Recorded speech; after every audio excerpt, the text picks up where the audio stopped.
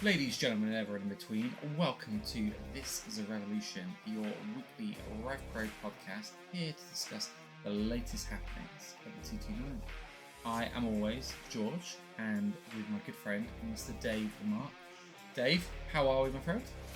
Yeah, all good, thanks, mate. All good. Enjoying the fact that, as I said to you just before we came on, it is not dark outside yet, which is a novel feeling. Yes, it really is, and it's really weird because I always try and balance my light in the room here. So I've got these lovely colourful lights which I showed a few weeks ago, and I've got it up full blast and colour on, and you can't see it on here because it's being offset by the lovely. Even though it's still getting to dusk now, there is still light coming from the outside, which is amazing. It just does so much for the mood. It really does. Yeah. Yeah, it Coming out makes of everything work better. day and the sun being beautiful, shining, and just you just walk out and just breathe it all in, and just like Yeah, yeah, there I is love that. spring. Yeah, so I love mate, it's my. spring more than summer. I was gonna say it's my favorite season of the year. Yeah, me too. Yeah, I like it. Not too hot, just nice and warm, bit of sunshine, and sometimes a nice cool breeze. God, I've never sounded older in my life, but that is it. That is my perfect weather. But no, you're right. I finished work yesterday evening, and where I work, basically, I straight onto the motorway for the first half of my journey home. Um, and it can get a bit crowded at that time, and 5:30 trying to merge onto a motorway that's busy at dark, and you kind of can't see the cars properly because you're just judging by headlights and all of that. It's like, ugh. But when it's like this, it's nice. You put the right tunes on. I went back to my youth a little bit at the weekend, Dave. So I was in Southampton, and it was around 5:30 in the evening. Sun was just starting to set a little bit, and before I'd left the house, I was reminded of a certain song from early 2000s. It's called "Addicted to Bass." You probably know it if you listen to it. And it just got me down a rabbit hole. So while I was waiting for my friend before we went to a gig, I was just sitting in the car park, playing all these late 90s, early 2000s dance tunes, and it was incredible. With the sun setting, it was incredible. It was, yeah. It's I funny just you say think, that. yeah, this I've weather and everything, yeah, just does it, doesn't it? Sorry, carry on. I've almost exclusively spent the last few days listening to the Prodigy, the Chemical Brothers, DJ Shadow. I just Oh, nice. all kind of I don't know what it was. I saw something last week that obviously triggered it and was just like, oh, I was around a mate's house on Friday night. We had a steak night, and he just had the music channels on, and it just I don't know what it was, but it was like number ones of the 90s, I think it was on. And it started off with just all this cheesy crap, and then it just hit the good stuff. And it was basically Oasis, then the Prodigy, Oasis, then the Prodigy for about 6 songs. I was just like, yes, I'm happy now. Yeah, I think earlier on today I stuck on Spotify and I think it was top hits of 2002. It was just amazing song after amazing song.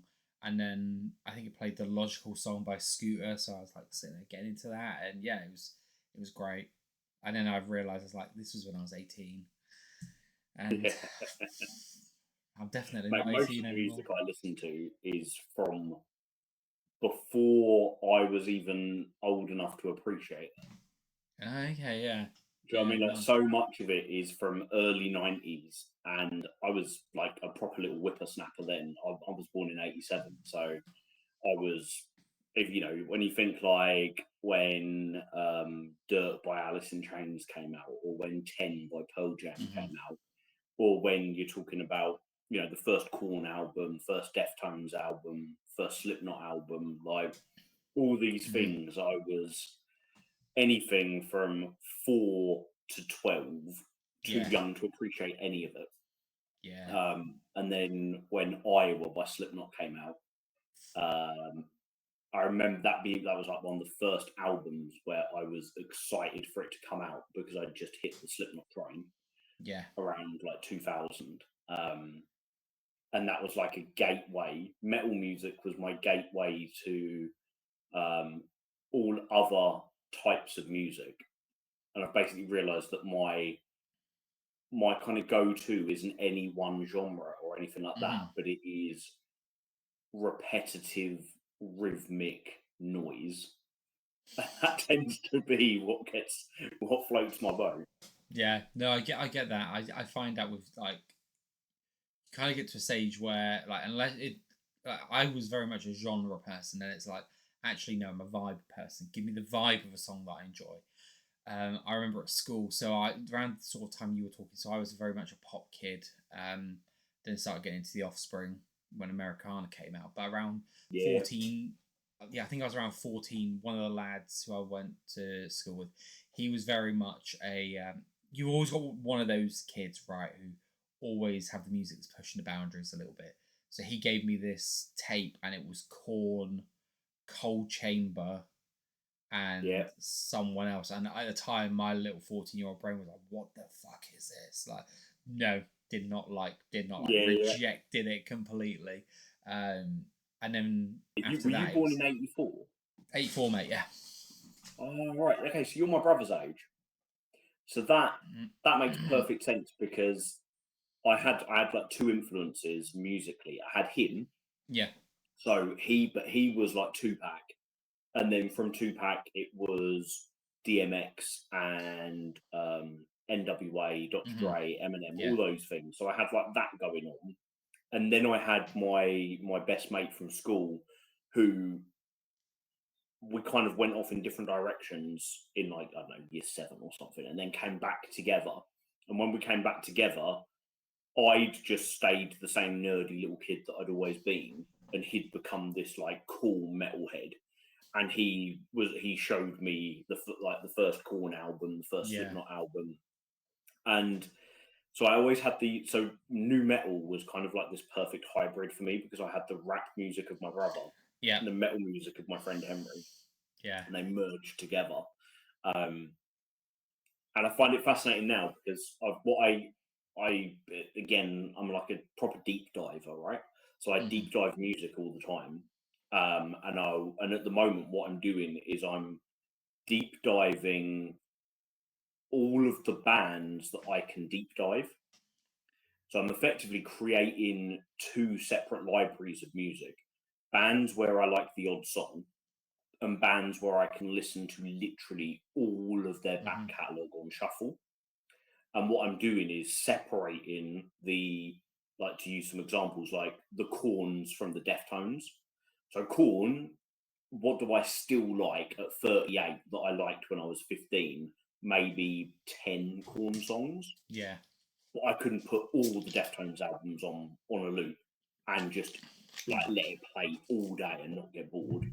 Like I can do that with Tool, I can do that with Slipknot, um, and then I can do it with like DJ Shadow, The Prodigy, Chemical Yeah. Brothers, and then like less kind of intense vibes like Bonobo, Hiatus, like all these random like electronic artists. Um, but I'm finding it really fascinating because some of the bands where I feel like, oh, like I'll be able to deep dive that. Yeah. I like for example, like David Bowie. I was like, okay, can I just let David Bowie play all day and not get bored? I couldn't do it, but I could when I did it with Bruce Springsteen. Interesting. And it was Yeah. like I never realised that how much I liked one more than the other.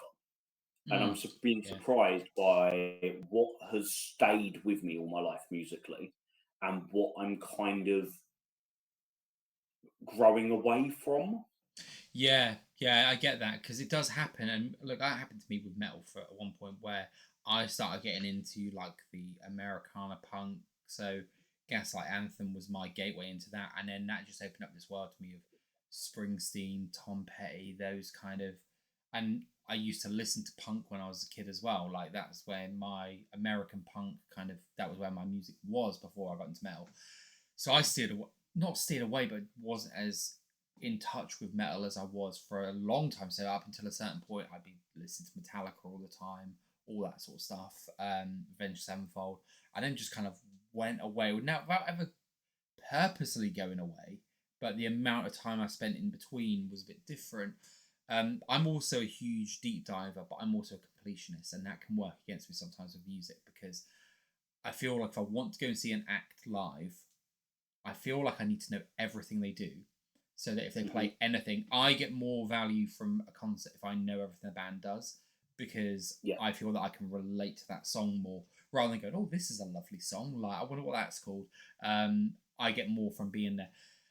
And that really puts me off about Springsteen, because Springsteen is that one that the collection is so huge. I got really mate, it's lucky ridiculous, ones actually with Pearl Jam. So I love Pearl Jam, but I reckon I probably know about a quarter of their discography, where if it played, I could tell you I know this song, because again, so huge their discography. And they play for about with 3 Pearl hours. Jam, I kind of just realised that I just need to listen to 10. Yeah. I don't get anything out of any of the other albums. Interesting. And I feel like, and I'm not saying that they're bad albums, because for me, like, I don't really judge musically. I don't judge music as good and bad, because what I like and what you like, just because I like it doesn't make it good, and just because I don't like it doesn't make it bad. Yeah. I don't feel anything. Yeah. But whereas, like, I put 10 on and I feel from the second it starts to the second it ends, like, just it's one of my favorite albums of all time. Yeah. But yeah, I suppose it, like, in a way, that's very much like wrestling, right? Some matches will make you feel and you'll be completely invested, and then other times it exists and it passes by and everything was perfectly good and you can't complain about it, but you just didn't hit you. You didn't get lost in it.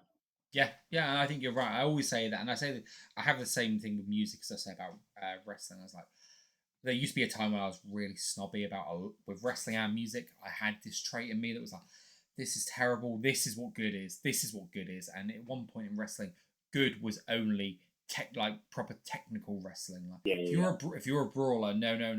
Like using the Luke Jacobs versus Ishii match, which is more than just a brawler match, I know, but that hard hit kind of match, I'd have been like, no, that's not good wrestling.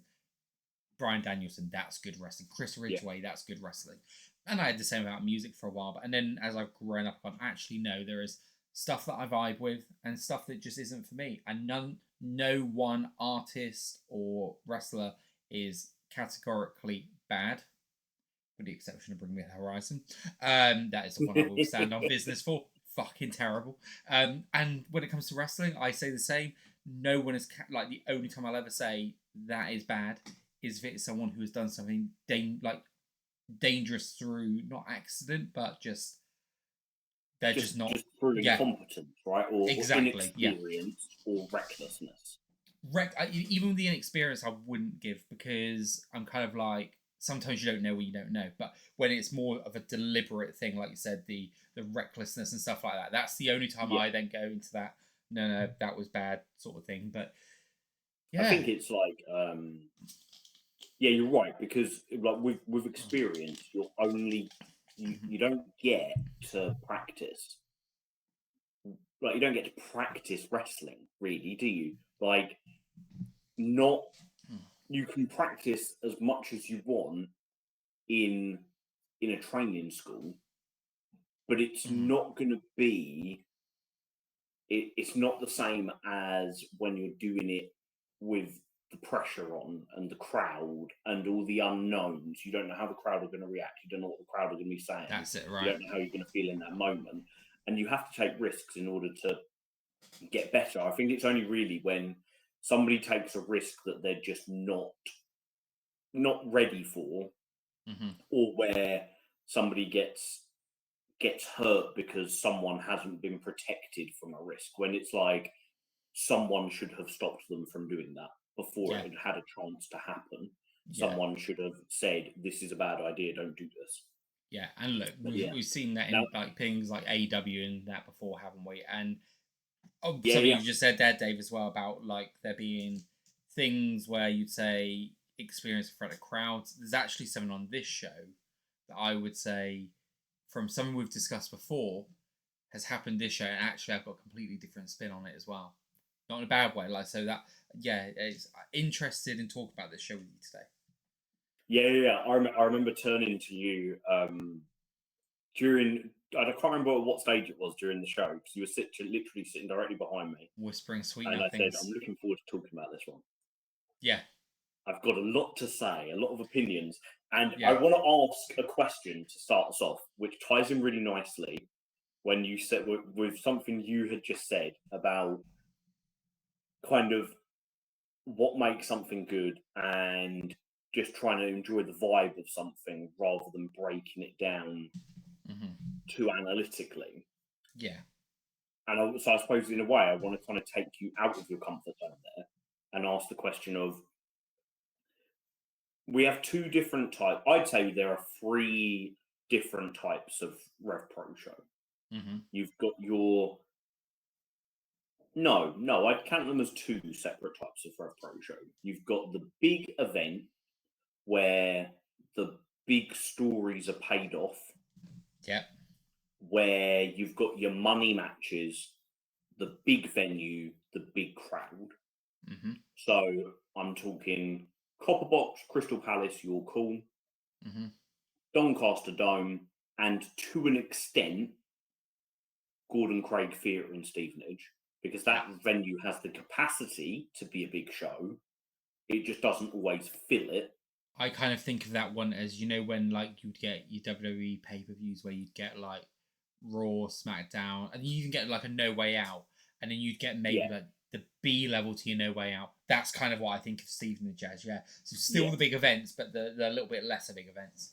And I wonder if it is because that's what Stevenage was always modelled as, or if it is just because that's kind of what it's become, because it can hold 700 people, but there's normally 350 people there or 400 people there. So you've got to judge how much are we going to put into this show if so few people comparatively are going to see it, when you think that York Hall potentially can have, you know, 1,000 plus people. Copperbox, the two times they've done the Copperbox, has been around the 4,000 mark. The Crystal Palace shows are, you know, between 1,000 and 2,000 people, depending on how well they sell. So when we take those aside and we focus on the shows which get us there, what we called the regional shows in our end of year awards, just to give it some clarity. So you're live in London's, you're live in Sheffield's, you're live in Southampton's, you're live in Coventry's. What makes a good one of those great as opposed to just good?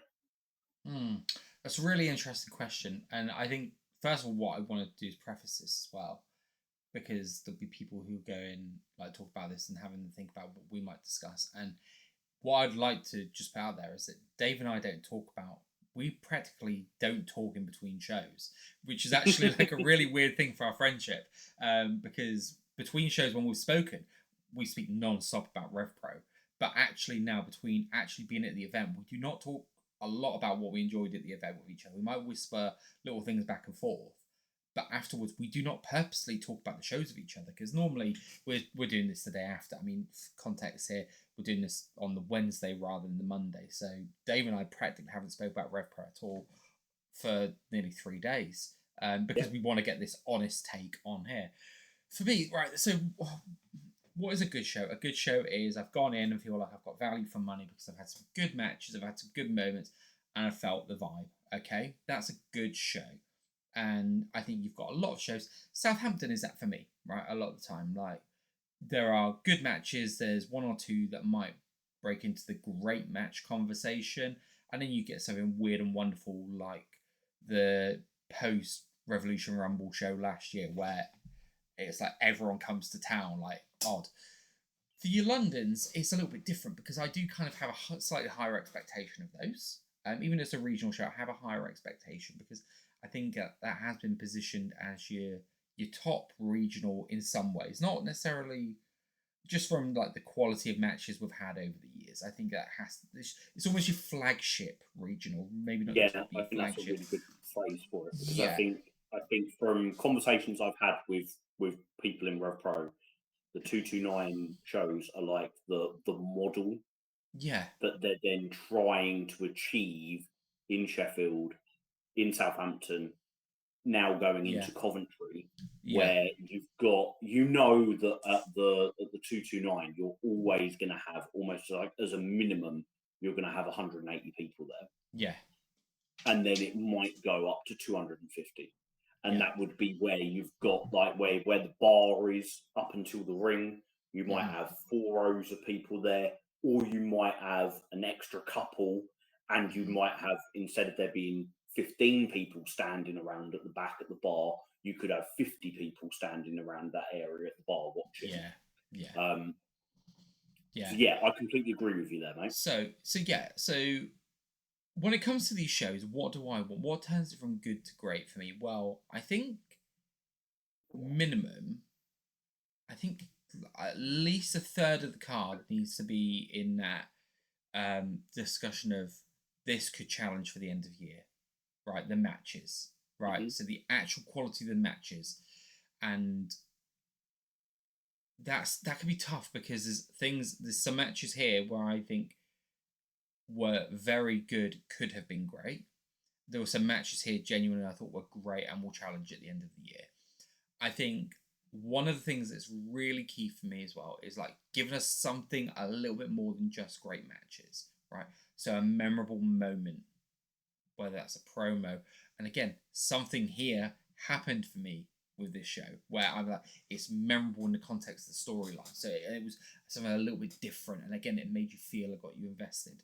But one of the things that does play into it for me is not overstaying the welcome. Okay, and there is time, especially with indie wrestling, where sometimes for me matches or moments can overstay their welcome a little bit, and that sounds like really harsh. I don't mean it sounds harsh, but it could do with we used the music analogy earlier, right? People who will know about this, the Metallica album Hardwired to Self-Destruct came out, and it was it was that one, and it was a double album with like 13 songs on each side, all about 7-8 minutes long. And if they were good songs, but if they've been trimmed down 3.5 minutes each, they've been great songs. Has there ever been a double album where you could really say there was no fat on this that could have been trimmed off? Yeah, and it's like, and that's it, right? Like you've got those songs that go, actually, I can see what you're trying to achieve, and the highs in that song were really great. And again, the highs in those matches were really great. But it went on that little bit too long that made me go, sometimes like, and I'm not talking about necessarily this show, although there were a few moments like that, but in general, that's what can take from go, well, that was good, but if they just tied up on it, actually, that could be really great.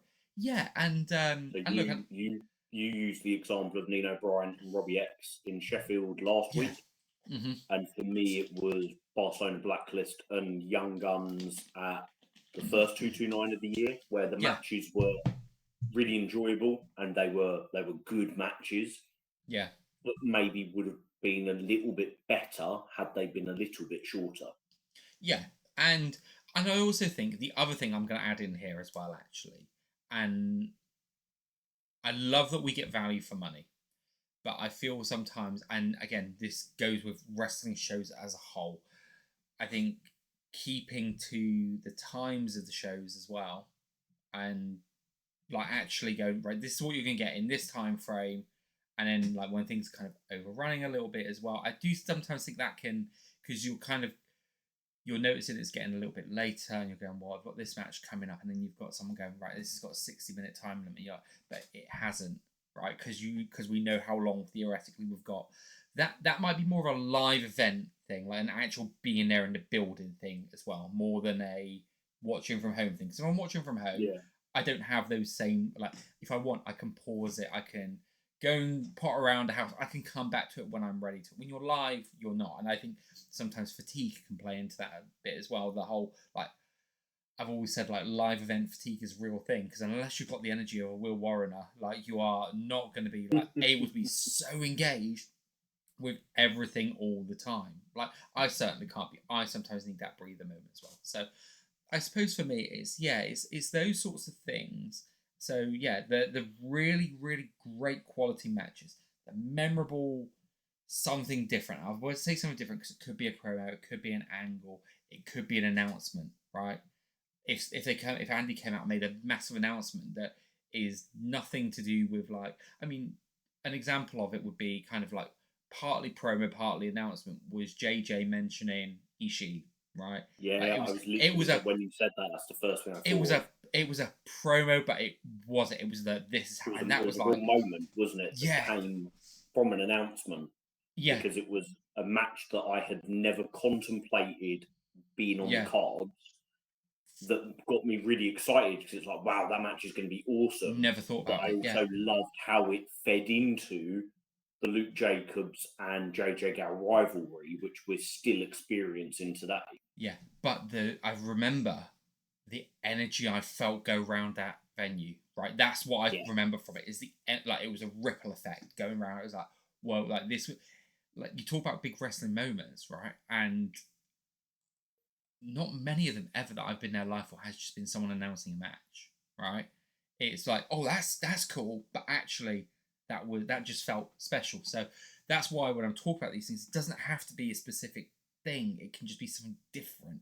And then the kind of like, yeah. So for me, then it's that show that goes into a, if you want to kind of do it like your cage match ratings, like your out of tens, somewhere like north of an 8, like an 8.5. So I'd say a 7 is very good, yeah, 7.5 is somewhere between very good and great, and then you've got an 8, and then so you kind of, I say 8 is a great show, and then kind of above that is your like match of the year, like, oh sorry, event of the yeah. year type shows.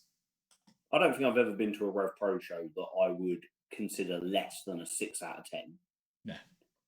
And if it was a 6 out of 10, that's you're probably talking about one or two shows ever where it is not not super essential to a big build. Like Mm-hmm. right now, it feels like we're on the road to Epic Encounter. Yeah. But maybe a seasons beatings Christmas special at St. Neots where Yeah. it's a lovely event. Always loved going to them because I'd take the girls. We'd have a lovely time. Everyone's doing merch because they're getting extra money for Christmas, and it's a lovely vibe. But afterwards, I'd very rarely go back and watch any of those matches. Like, I'm not watching them now, 2-3 years later. Like I Yeah. would go back and as I often do for things like this week in RevPro history that I do, I'll always go back and enjoy special moments again. And Yeah. some of those moments are, your iconic moments, like going back and watching Mad Kurt versus Eddie Kingston, which is Mm-hmm. the one I watched 2 weeks ago. And then other times are just really good matches and really good moments. Like this week, I went back and watched Jordan Breaks winning the Cruiserweight Championship last year from Leon Slater. But very rarely would I go back and watch Eddie Dennis versus Lucian Phillips from Seasons Beatings 2022. Literally just picking a match out. Yeah. And I'm sure that those lads probably don't even necessarily remember that match from 3 years ago because it was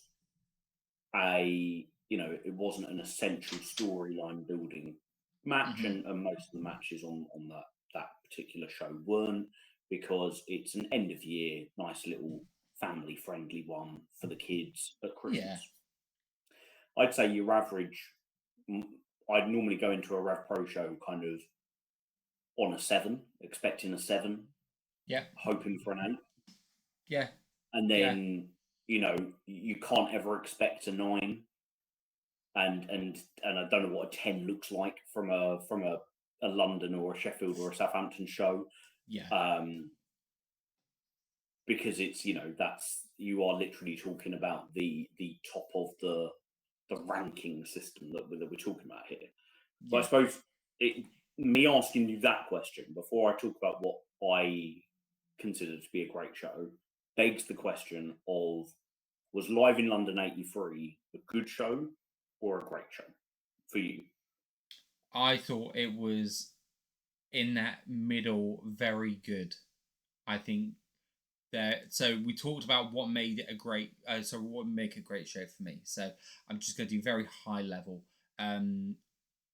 We talked about there being like 2 or 3 really like great matches that I think we talked about at the end of the year.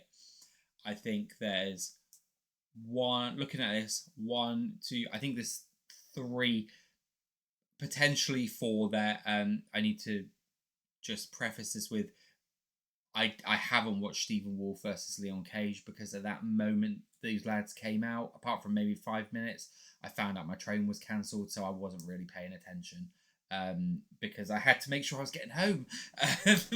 But Mate, the stress when you mentioned that, to be honest, like, my train's just been cancelled, and I'm like, mate, it's a fucking long way from London home to Salisbury. Like, how are you going to do that? Exactly, mate, exactly. But so taking that out of it, there was at least 3 matches there as well that I thought were great matches that will get spoken about at the end of the year for regional shows. We talked about moments. I thought the moment of Ricky Knight Jr. just coming out and beating the shit out of Cameron Kai was completely unexpected, and it felt visceral because of how close we were to that moment as well, right? So we've got that as well. So those were the things that were leading me on my way. And by the end of the first half, I was going, this could be an 8 out of 10 show, right? That's where I was. The second half, and again, partly some of that might be because I wasn't paying attention for one of the matches. I thought there was some lovely bits in that second half, and then there was a match that I felt could have been trimmed. The tag team title, the tag team match. I felt that is an example of a match that could have been trimmed and would have probably been much better off for it, and would have probably meant that the fatigue of like the timing and all of that going into the main event would have felt a bit more snug, and I'd have probably felt a bit more like that. So yeah, very very good show with some really good moments on it. Worth pointing out though that a very good show, I would say 7.5 out of 10, like genuinely like in that middle spot. For the 24 quid I paid for it, great value for money. Oh yeah, I mean, when you said earlier what made a great show, and you said about value for money, I'd never even contemplated that. I only go to RevPro shows. You go to lots of different companies in the sense that you go to RevPro religiously and go to tons and tons of RevPro shows, but you will dip in and go to a BritWres show, or if there's a show down your way, like a local show, you'll go to. So I never really have anything to compare to. I paid 150 quid to go and watch AEW in Cardiff and sit really far away from the ring and feel really disconnected from it. And then I paid 20 quid to go and watch RevPro, and when people Cameron Kai, I was literally sitting there like this, like, this is too close for comfort. I don't feel safe. I'm 6 foot tall and 17 stone, and I'm sitting there being like, I don't feel safe. That's how close you are to it. You are. And it's interesting because I think I would say, I think 7 out of 10 would be where I would place this. I feel like this was a good show that had the potential to be great, but didn't quite hit in the right places. Now, we get to talk about this after the fact, in hindsight. A couple of days have passed. I've looked through all my photos and been reminded of them. I've watched a few little bits back on demand. I've started writing my 10 takeaways, or thinking about what my 10 takeaways are going to be. And we get to discuss it knowing how everything played out. Whereas when Andy Corden would put the card together, he's putting a card together thinking of how things are going to go and how things are going to work sequentially. And he'll be thinking about all sorts of pictures that we're not. And he's predicting and hoping, whereas we're actually getting to say, well, we witnessed it and this is what we thought. I feel like what stopped this show being great was that it peaked in all the wrong places. And I think that that's something that is really essential to a great show. The ebb and the flow. Where the peak moments occur at the peak times. The times when you want the crowd to be up have to be carefully plotted out.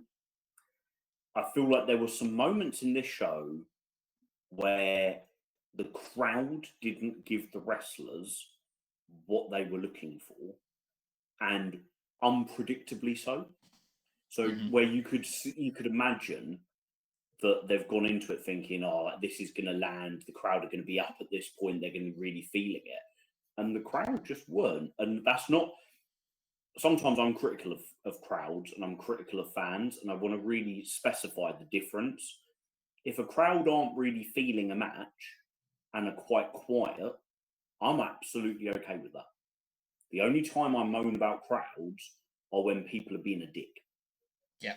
So when people are negging on the wrestlers, taking the piss out of the wrestlers. I heard a few of that on Sunday and I wasn't happy. Did you? Yeah. I didn't hear any of it. Yeah. I heard. I did. Yeah, I tell you the sort of stuff I heard is like calling someone a geek. Like not in a but like in the way that like yeah. And then I can't remember exactly what it was, but someone was like saying they're not very good, or like some, and I'm just like, oh, I don't like that. Like, yeah, it's like I have no, and it's okay to have these opinions. You just don't feel you need to share them. Shout it at that person, yeah. And say that while someone is performing. It's just, for me, it's just like, it's like going to the theatre. I was just going to say the same. Literally sitting there and shouting out, "This is shit." Yeah, I was literally just going to say the same thing. Whereas a crowd, when a crowd goes quiet, I've got no problem with that at all, because that's the noise should be organic. Yeah, and I feel like some of the matches that were meant to bring the crowd up didn't, for whatever reason that we'll explore. And so it's interesting because for me, I think if you flip this card and you put the second half on exactly as the second half was, and you put it in the first half, so you open with Zoe Lucas, Amira, Danny Luna, Cutthroat Collective. You close with Thomas Shire versus Michael Oku. And then you open the second half with Kanji versus Sapphire Reed and close it with Manders versus Leon Slater. I think I'd be a lot more up on this show as an overall, because it feels like it would peak at the right times. Yeah, the first half for me definitely hit the most. What were your great matches? So my great match is Kanji versus Sapphire Reed. I said this is going to take some like beating, like to go out, have the balls to go out there and have such an intricate technical match. Yeah. Before the crowd had even had the chance to warm up, right? Because it's very rare, isn't it, that a technical style match opens a card? Exactly, because you want the crowd to be in. Yeah, quite a few times now. She has, she fucking delivers every time, right? And that's because it's really interesting, right? So you've got wrestlers that I think you need to have like a real character for people to get invested in, right? To get behind. Kanji's one of those ones that she doesn't really have a character, right? She's just her. A lot of people are just themselves, but they're turned up in various ways. Like we say like Sapphire, her character is very similar, but depend on like the role she's playing in the Cutthroat Collective is like the little spoiler, the understudy twins are like that. She's either the hyperactive kind of funny one or the hyperactive annoying one. Yeah, but like either way, it's just a bag full of energy, isn't it? Yeah, but Kanji, she feels authentic, like from when I've spoken to her to when I've seen her in other places. Apart from once at Progress, where I think she called Nina Samuels a dickhead. When I was like, sorry, who is this? Who are you, Kanji? She just feels the same the whole way through. It doesn't have like a character that needs to draw you in, but her energy, everything about her, because of the great matches she puts on, the connection she builds, actually, I know the comparison I'm going with now. She's 80s Steamboat, right? Doesn't have a character, but just through ability and likability and all of that sort of stuff, in a way that it completely is organic. You just can't pinpoint why. The people just love them, right? Yeah. So that's who Kanji is. Steamboat. I found myself recently thinking of her on the same level as I think of Michael Oku. Yeah. And I rate Michael Oku as the standard of any wrestler that when I say like the standard of European wrestling, I can't say that because I've not watched every promotion in Europe. I don't know Why not? I don't know the best wrestler in WXW. I don't know the best wrestler in France or Spain unless they've come through RevPro. Yeah. But through RevPro, I've got to watch literally hundreds of wrestlers live now. Yeah. Nobody can do what Michael Oku does at the consistent level that he does it. Yeah. I don't think Connor Mills is far behind him. I don't think Robbie X is far behind him, but Robbie is a different kettle of fish because he's all about the in-ring, whereas Oku and Mills, I'd say as well, is all about the in-ring. Whereas Oku can bring all different elements to it, and that's why he's the guy, right? Yeah. Yeah. And in terms of the in-ring consistency that Oku has, that Robbie and Mills are up there with him for, I think of Kanji. Yeah. And I think that she is the standard by which I now measure every other woman that comes into RevPro. And that's not to differentiate between male and female wrestlers in terms of, we're judging them on a curve. I'm not judging them on a curve at all. I'm comparing Michael Oku to Kanji, a male to a female. Yeah. But in terms of as RevPro present it as 4 different divisions, Yeah, a heavyweight division and a cruiserweight division, a tag team division and a women's division, anybody that comes in to that women's division, I'm comparing to Kanji because I think of her as being the best in-ring worker of the entire division. which is mad, really, because there would have been a time when we'd have said Kanji is good, right? And we I know you've been a fan, like a really big fan of Kanji's work, and I've always had a passing interest and said, yeah, she's decent from what I could see. But the gold standard in that division was Windsor and Luna, right? That's all it was. Completely agree. Kanji's in that conversation.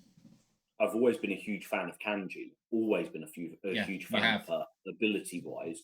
But also one of the reasons why I've always been so fond of her is because she's such a lovely person, and she's always been so lovely with my kids, and I've got these lovely fond memories of course, meeting her. Like literally when I saw her on Sunday, and I went up to get her to sign my book, she came and gave me a massive hug. Like it's and that sort of stuff does affect you. We loved Manders before we'd even seen Manders wrestle. Yeah. Because we fell in love with him, getting to interview him and stuff. Yeah. But if I put all of my personal kind of fondness for the woman aside, not that I don't love Danny and Alex, because I do, but with Kanji it's different because of the number of times I've got to meet her. In ring, I think she has leveled up so many levels in the 3 years that I've been watching her. So I think the first time I watched her was about 3 years ago. And I can't remember if that's just before she was injured or just coming back from an injury. But she had like 2 pretty gnarly injuries in around 2022 that she's been working back from. And just, she's just, I am taken aback at how good her matches are each time. You go into it thinking we loved Sky Smithson versus Kanji last week. We raved about it. Absolutely, this was so much better. Yeah, and that's like having a really, really lovely pudding, really enjoying it, and then the chef saying, "Oh, I've just made this one as well. Do you want to give this one a try?" And you're like, "How is this one even better than that one? I was loving that one a minute ago, and now I'm loving this one twice as much." Yeah, and then we've got had this Serena Deeb match, right? Where again, they're all kind of on a scale of where you go, that was incredible as well. We know we've got the upcoming Donna Purrazzo match, and we're like, oh my god, you. Do you want me to tell you, right? I said that if I'm building like my own epic encounter style card, right, where I think we've said before, epic encounter to me is one of those cards where it doesn't necessarily need to be massively story driven, right? Because it's called epic encounter, right? So you can do story driven matches, but you can get away with banger matches on the basis of this will be an epic encounter. Okay, I know that's like really loose, but I'm playing hard and fast with it. But it's also like canon, right? Like we've had that on every epic encounter show that I've been to. You know, Luke Jacobs versus Filthy Tom Lawler. Yeah.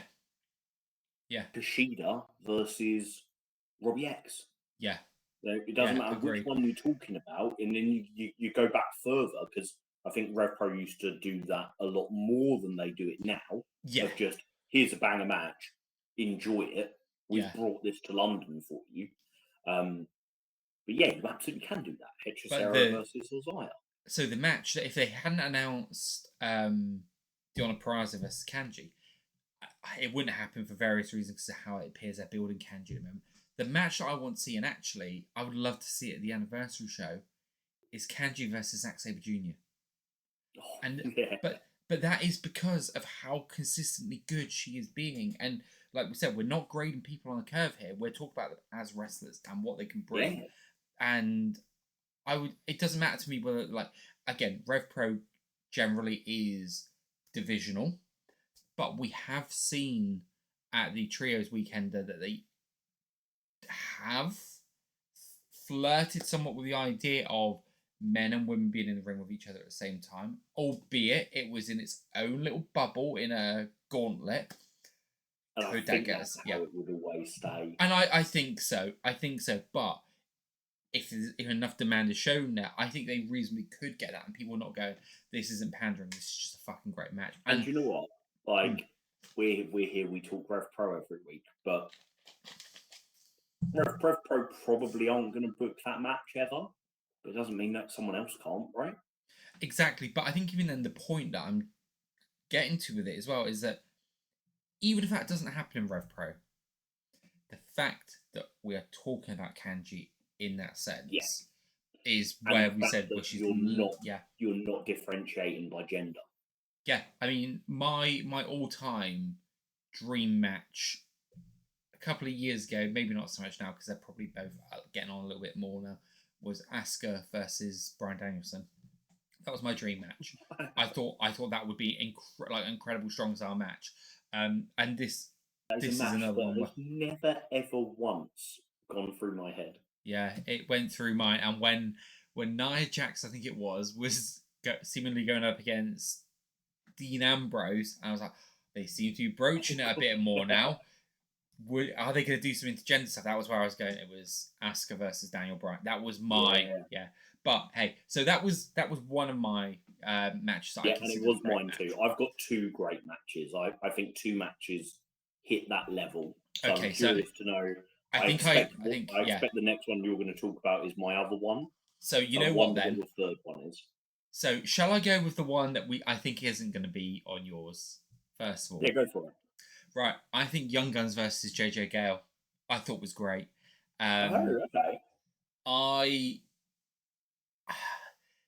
think that was a really tricky kind of match to pull off, right? Because this was a match that went in at 12 minutes that felt like it went on longer, but I don't mean that in a bad way either. Mm-hmm. It felt because they packed so much into it. I've seen two arguments to this one, right? I've seen the arguments of it was a really gutsy performance, right? So in ring, I thought it was fantastic because they had to be really innovative with this, right? You couldn't you've got two guys who, when they hit hard, right? They're vicious guys. So you had to find lots of ways that JJ could get out of situations, right? That was the whole thing. Making Young Guns look stupid, right? Exactly, because you're in a situation here where you go, JJ Gale is making waves at the top of the division, trying to get towards that title. He's beat Ricky Knight Jr. You could have had Cameron Kai take a pin and then that protects JJ, right? But that feels a bit cheap. And not saying that they wouldn't do it, but it feels a bit cheap going down that route because JJ's got a big win. Either, but no, exactly. And then Young Guns you think Young Guns can't lose this because they're going for the tag titles. I think first of all the way they did that was really great, and right up until the end of the match when obviously JJ lost, he felt like he was out. He lost because he was outnumbered, but his heart, the heart and soul, right, was there and drove him through. I thought when Young Guns were allowed to play at their most vicious, I thought they looked fantastic, as they always do. I loved the double teams. I really loved the miscommunication, because one of the things that we picked up on last time we were in the 229, and again, I don't know because I've not watched it back, was we noticed the talking between Ethan and Luke, which we thought at the time might have been playing up on something. Almost like one-sided, wasn't it? It was very much Luke telling Ethan what to do. Yeah, Coach Luke telling his young boy what to do. Yeah. And I've seen them doing the talking a bit, but it doesn't seem from. Again, I've not watched it back as much on video on demand, so I don't know how much the commentary is picking up on it. But then it doesn't seem to be happening as much. But I did see Luke go on Ethan, go get like all that sort of stuff. So then that comes in, and I'm like, huh. So because I'm like most people, we are overthinkers about our wrestling. We go, so who's going to win at this show then? Right? We've not even got this show out of the way with, but we talk about the tag team title match, and a lot of us go, surely Mills and Joshua aren't going to lose it now. They can't lose it now. But Young Guns, surely they can't lose it now. And then I go, does this then play into that? Like, and it just gets you thinking and gets your mind wandering a bit. So you kind of got that going on as well. Ethan Allen is so great at playing his character, right? And again, you don't know how much of this is character and just how much of it is. Ethan's definitely one of those where I'm not sure. Yeah. It feels like it's just him turned up, right? Him turned up, right? But you know what, right? I always thought Luke came across as a vicious guy. Ethan is a nasty little bastard, right? In the best way possible. And we were talking about this. We were like, I can't even remember who it was I said he reminded me of. But there was a wrestler I was like, he reminds me of him. And you said to me, Kyle O'Reilly back in, sort of, was it Red Dragon? Yeah, Kyle O'Reilly, like 2018. Before cool Kyle O'Reilly. Yeah. When it was him and Bobby Fish just breaking people in NXT. Yeah. And I can't remember who it was for me that he reminded me of, but it was something along that same sort of vibe, like just destroy at all costs, like just the level of like the vicious sort of almost hatred that just crosses that lad's face. Like there is no just something given whatsoever. He's magnetic in a way, like he gets in there and you just feel, I don't know what, I can't put my finger on what it is, but it makes him feel dangerous. So like again, like when you're saying you've got Luke Jacobs there, and Luke is not the one that you'll feel, that shows you again the level. So there was kind of all that went into it to me. Now I have heard the argument that JJ Gale is going in there against former undisputed British heavyweight champion Luke Jacobs, and is outnumbered. So JJ shouldn't have lasted as long as he did. I don't necessarily agree with that myself, because I think they did it in a way, they structured it in a way that gave JJ the hope spots without making them look stupid. The miscommunication that allowed for that to happen to then get JJ get a foothold back in the match. But also, as well, I really loved the David Francisco element, because I thought it got a bit more heat into there, right? But what that then did, I mean, JJ doesn't necessarily need that help, but it then probably got JJ that bit more like people on his side, because they fucking hate Francisco. So him turning down his help would have helped him as well. So got the crowd on side a bit more. But even at the end, the whole coming down, trying to be the savior, like playing up a bit more story, but JJ not relenting. Again, the heart, the soul coming through. It allowed hit that all. So yeah, that for me is, I don't know how many people's it will be, but that will be in discussion, I think, at least for now, about being in sort of the top half of the live in London shows for me. See, I wouldn't call the match a great match in the sense that at no point did I think of putting it in like my top 10 matches of the year so far. Mm-hmm. But that doesn't mean it wasn't successful, because it was so much more than a match. Yeah. It was developing lots of story. Mm-hmm. Francisco and JJ is weird, and I don't fully understand what they're doing with it, but I like that. Yeah. I like to not know everything that's happening. Yeah. Even though I like to be like, where's this going? Are we going to get JJ versus Francisco in Southampton? What would that look like? Because that is actually a Southampton boy versus a Southampton boy. I have some thoughts on that. So, but I like it. I like it not being so obvious, and I trust that everything they do is for a reason. We're not going to have something where it's like, oh, do you remember that time when they had a weird thing between Francisco and JJ, but they never paid it off? Like, that's not going to happen. So I like that.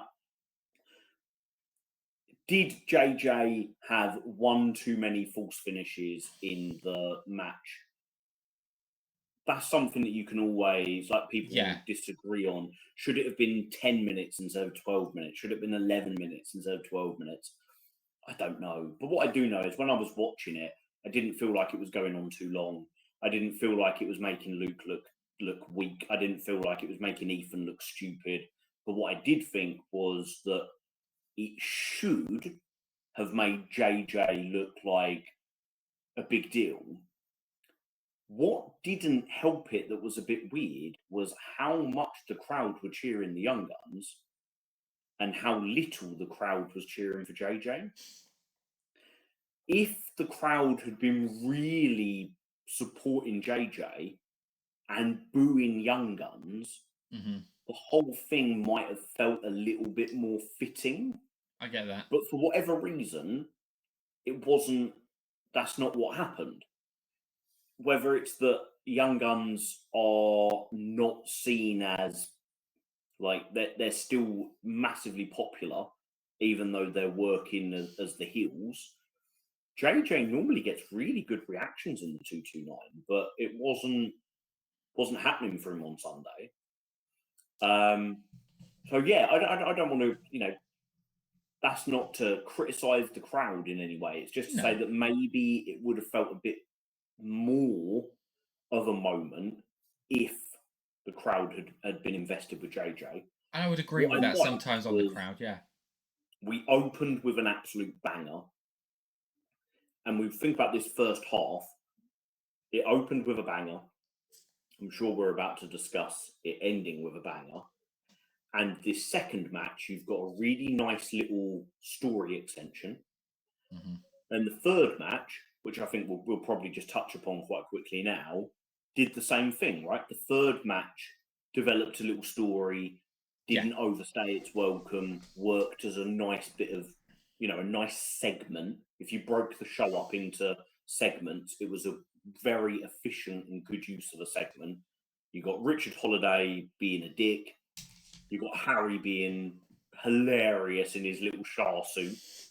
Shah doing what Shah always does of, delivering a really high quality performance. And you've got the return of Josh James and this weird dynamic now between Shah being in a little bit of almost like a love triangle between him and Harry and him and Josh. Josh is immediately posting on social media, time to get the New Age revolutionists back on track, whilst Shah's, when I interviewed him, saying, how can we have a tag team name? We're not even a tag team. Yeah. We didn't need your help.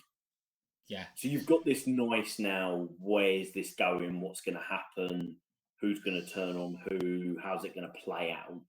And Richard Holiday was the supporting star to this nice little side story. Yeah. Then we get Manders versus Leon Slater, which surely is your Yeah. other match, which was great. Absolutely. So touching on the Shah and Richard Holiday match, for a match that was 9 minutes, again, it felt like that plus the ending felt really great. Like there was a lot in there. That was for me, like that was like a very, and I don't mean this as a criticism either. It felt very sports entertainment, but not in a bad way, right? So you've had the big wrestling like Kanji match before with Sapphire beforehand. Then you had the fun, the entertainment, like the bits that are playing into it, and the kind of the guy, Rich Holiday, blurs that line so nicely as well. Shah can roll out the hits that he needs to do in there. That was great as well. So these two, they worked so well together. But for like we said, the bits of work that went forward on this was the stuff with Josh. I mean, Josh James looked in unreal shape as well. Didn't he Credit to the lad. just? He looked fantastic. So great work to him there. I bet he's raring to go to get back in the ring like properly. I know he did 100%. the Portsmouth show before Southampton, but now getting back on track. I think the thing that I said earlier, where I was like, the experience levels can sometimes show, right? So we talked about this one, Southampton, last time Richard Holiday was here, and we spoke about the Cameron Kai, and I think we had slight disagreements in. I understood your point, but for me, I think this is where the experience of Shah is able to come in over the experience of someone that maybe Cameron rightly wouldn't have at that time. How would you deal with the crowd when they're just going off piste completely, right? With Dick Vacation. Shah was able to play into that and really knew how to get that, so it then got them back on his side, and they started then cheering for Shah. And that's something that it's probably a tough lesson that Cameron needs to learn. That yes, as great as he is in the ring, like there'll probably be ways he can learn to go right. Well, if I'm not getting back on with what I'm doing, I need to do something else. And Shah was the master of being able to do that. Oh yeah, like crowd psychology is massive, isn't it? And it's exactly, yeah. No 16-year-old, 17-year-old, 18-year-old, 19-year-old, 20-year-old is going to be a master of crowd psychology. Absolutely not. Because no. you're not gonna. It doesn't matter if you're working every show of the year. You're not going to have the experience to be able to understand when and where you're going to pull the crowd in. Some young talents are better at working a crowd than others, but Shah, I thought it's a really good point you've made. Shah embraced some of the silly chants around Richard Holiday, but also found a way to nip them in the bud fairly quickly as well. Yeah, and that, like we said, comes with experience. Like we're talking about one lad who's somewhere between 17 and 19, I think, with Cameron. I'm not exactly sure how old he is. And you've got a guy who's just turned 40, right? Who has... I think Cam's 18. I don't think he's had his 19th birthday, but he might have done. But around that sort of age, right? And so the difference in terms of experience, amount of time they've been wrestling, and having that, I have no doubt that moment will be very pivotal and for how Cam will develop that in the future. But this just goes to show the two different ways of how it could work, and it's all about setting and context, right? I love the stuff at the end of it, and we've said before, like, it feels like it was a massive pivot, right, with this Harry thing, and it just kind of happened, and it was like, well, you kind of have to feel that Wood, Shah and Josh James have just continued their story. Obviously, there was an injury in there, which kind of derailed things as well. Was this always going to be the plan with Harry getting involved? Was it going to take off to the level that they thought it has, like the whole Harry thing catching on as much? And they go, actually, we can have a bit of fun with getting the tracksuit, like, and all of that. But what I like is that I've always felt like there's a route they're playing on with the bullying, right? And even though Harry is Shah's golden boy, even though Shah is the babyface, Shah's not a nice man. He's a dickhead, isn't he? Yeah, he's not a nice man. I mean, no, he's a lovely man. But Shah Samuel's on TV. It's not a nice man. And you can see that in two different ways. You can see the gaslighting he's almost doing to Harry, because, oh yeah, like, this is my golden boy, effectively. Like, yeah, but he's still treating him like a dick. And then there's a lack of gaslighting where he's showing the world his true colours to Josh James. He's treating them both the same, but he's almost feels like he's gaslighting and gaslighting himself a little bit as well, into thinking he's a Yeah, good it's guy. really interesting. Shah's a complex character right now, and one of the things, probably one of my biggest critiques, I would say, about Shah, I've always enjoyed his matches, but I've always felt he was one of the most least complex characters on screen, because he was never put in a big story. It was just odd matches here and there. So of course he's not going to be a complex character, right? It was come out, do what Shah does well, go away, right? Like that was it. It was obviously there to work with the guys. Now that he's been given a bit more to work with, a bit more story to work with, the Francisco stuff, you're getting to see more complexity added to his character. And I think that really benefits someone like Shah. It's once again Shah taking something and working with it. Absolutely. It's like Andy gives Shah lemons and doesn't just, Shah goes away and is like, okay, well, I'm going to use these lemons. I want to make lemonade, but I'm also going to make some lemon ice cream. Yeah. And I get a little lemon sorbet going. One of these things is going to work, and Andy's going to really like it. And then that's what I'm going to keep making. Funny you mentioned the sorbet there, because I was actually, when we were looking at this is also, I felt like this was the wrestling match equivalent of sorbet, that palate cleanser between those first two matches and then the next match, Manders and Leon Slater.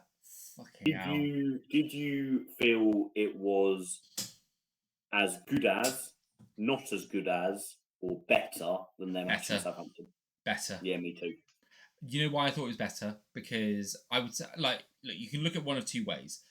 I think there's two ways of looking at wrestling matches, and this is why sometimes star ratings on wrestling matches can be very indicative of one thing, but can actually really downplay a match.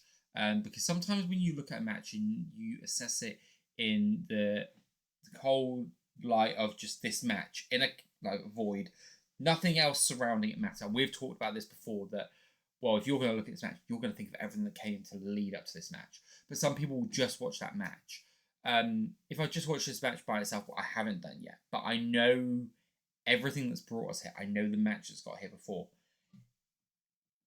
Do I think it was better? I don't. I haven't watched both of them separately enough to go, well, this technically is the better one for this reason. But I know how I felt after that first match. And at minimum, they equaled it. But the reason it's better is because despite the high expectation I had in that first one, it went up to here. So that bar of where I was for the first one, knowing it was going to be good, and rose.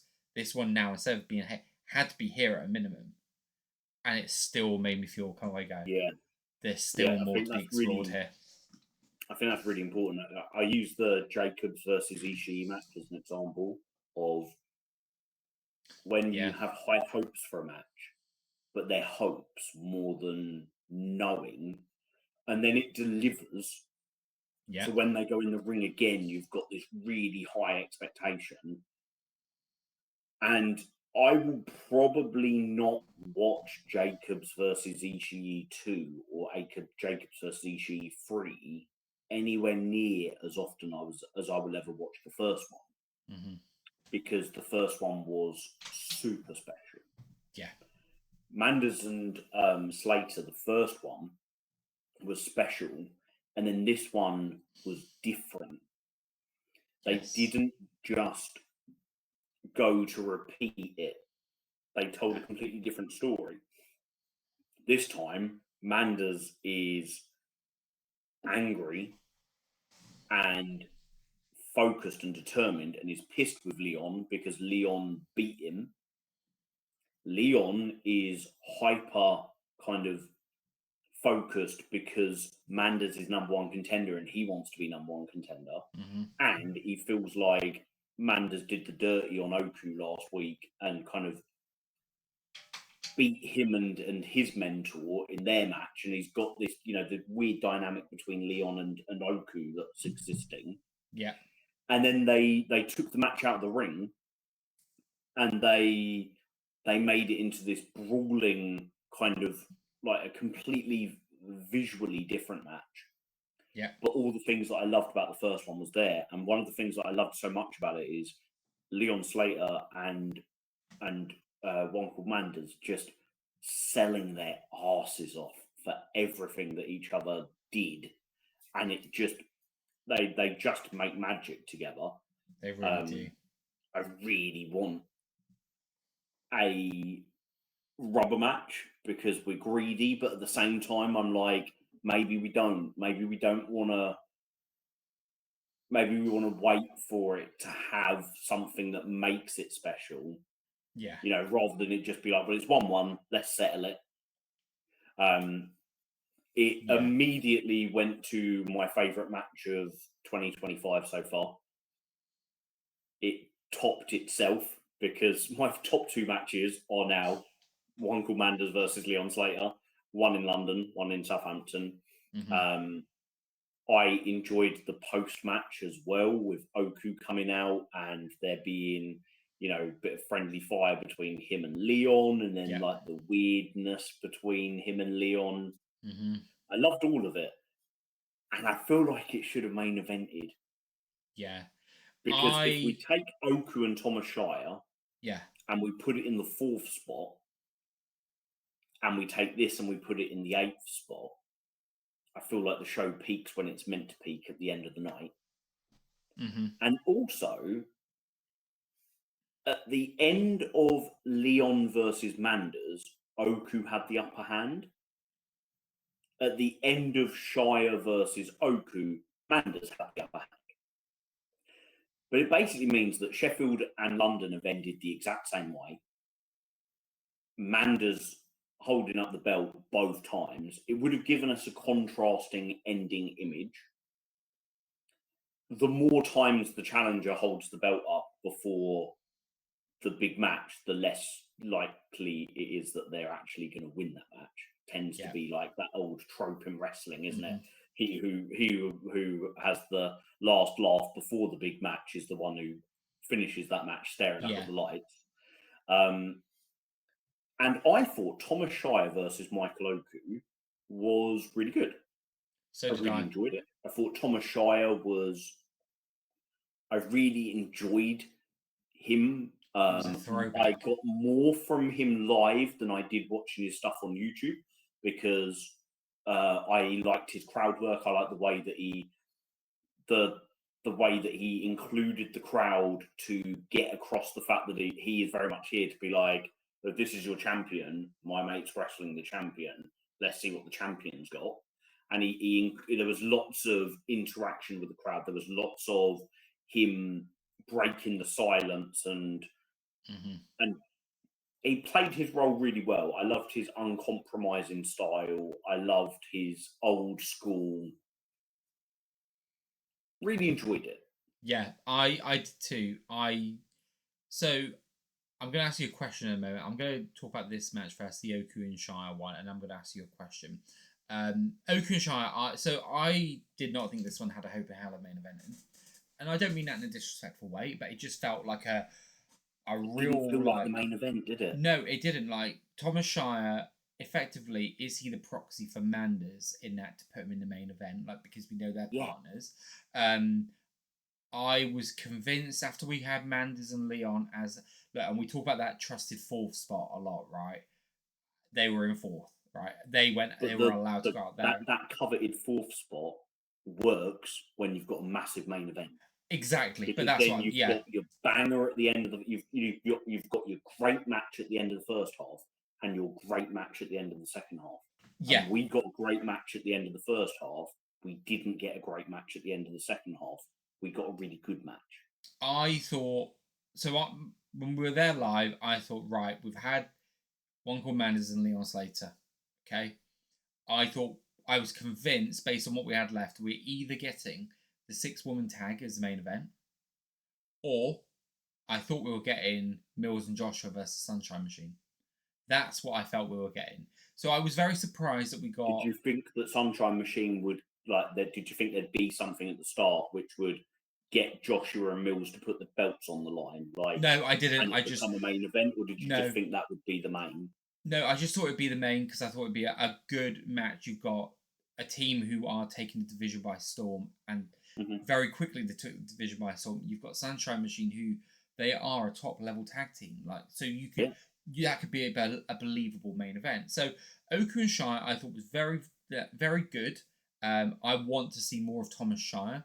I liked his style. There is something again magnetic about his personality. He, for as much as Manders has got like this grizzled kind of charm, Shire had this almost babyface kind of charm. And but what I liked about both of them, and I mean babyface in terms of look rather than act, but what I liked was you could see the same jovial personality like Manders has, right? So there was lots of similarities there. But when it was time to stand on business, they stood on business, right, at the end. So I really liked it. I thought it felt like a really good match. I don't think it was a main event, but I want to see. It left me intrigued to see more of Thomas Shire and RevPro, and that can't be a bad thing. I'm with Can you. I feel can I like just pose my question anywhere to you else first, on the card and it would have worked better. Yeah. All right. So I'm going to pose my question to you. What you mentioned there was about Manders standing tall and Oku managed to stand tall at the other bit. If we had Oku versus Shire as the end of Act 1, and Act 1 ends by Manders kicking the shit out of him, and then Manders goes and has the match with Leon, right? Granted, yes, I know he's had a match at that point. Does it make Manders look weaker for taking that because he's beaten Oku within an inch of his life? Like, because that's how it ended, right? It ended with Amira picking Michael up. Yeah. Could you have had that ending, and then have him come out at the end, and leave Manders lying?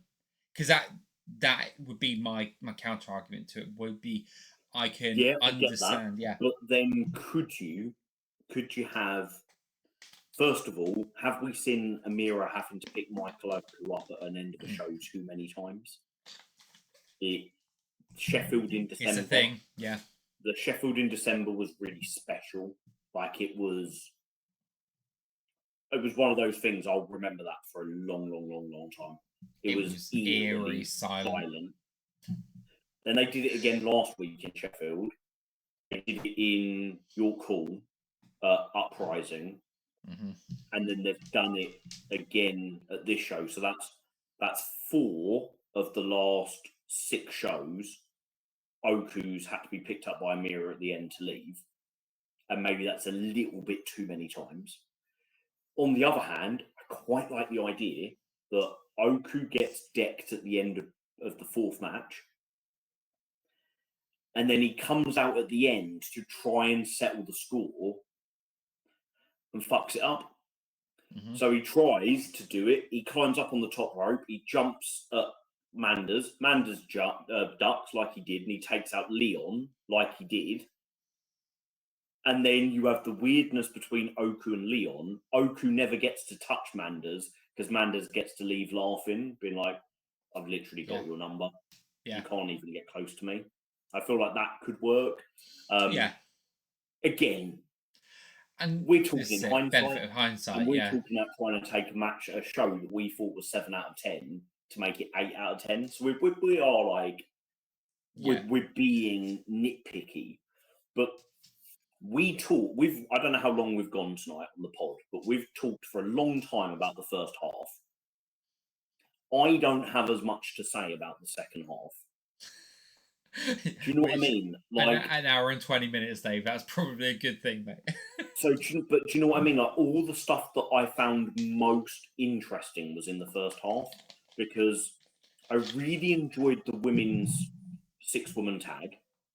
It was really enjoyable, and I think that it nicely teased again. We're being seen some Team RevPros. I'm hoping we're going to get a 5-on-5 with the Cutthroat Collective sooner rather than later. Millie McKenzie this week, so again, I get to bang my little Medusa Complex drum. So I really enjoyed that. It was great. Loved Amira's moment, the era of Amira. Loved all that. The match was good. It was enjoyable. It was the second half's version of the Richard Holiday, Shah Samuels, Harry Milligan from the first half. Mm-hmm. Stephen Wolf versus Leon Cage, I thought was the best Stephen Wolf match so far. And again, I feel like I'm saying that every week, but he's getting more and more comfortable. Finding his groove, yeah. I liked the slightly more vicious side to him.